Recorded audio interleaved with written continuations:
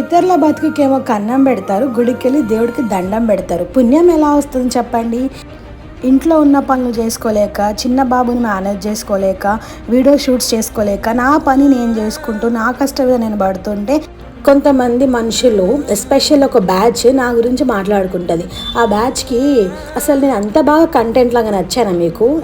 మన లైఫ్లో మనం పడే స్ట్రగుల్స్ మనకు మాత్రమే తెలుస్తుందండి, పక్కోళ్ళకి తెలీదు. వాళ్ళెవరో మాట్లాడుకుంటున్నారని చెప్పి నా లైఫ్లో నేను చాలానే టైం వేస్ట్ చేశాను ఇప్పటి వరకు. ఎట్ ది ఎండ్ నాకు అర్థమైంది ఒకటే, చెప్పిన ప్రతి ఒక్కరి దగ్గరికి వెళ్ళి నేను మంచిదాన్ని అని చెప్పి నేను ప్రూవ్ చేసుకోలేను కదా. నా క్యారెక్టర్ డిఫైన్ చేసే అంత గొప్ప క్యారెక్టర్ మీది కావు. ఈరోజు అబద్ధం ఫాస్ట్గా స్ప్రెడ్ అవుతుందేమో, కానీ నిజం మాత్రం ఎప్పటికొకసారి తెలుసుకుంటారు మనుషులు. నా గురించి మాట్లాడే వాళ్ళకి ఎస్పెషల్గా చెప్తున్నాను, ఇది ఇక్కడితో ఆపేసేయండి. లేదు అంటే నన్ను దేవుడు అనుకొని అందరి ముందు ఇలానే ప్రార్థిస్తాం నా గురించి అంటే ప్రార్థిస్తూ కూర్చోండి.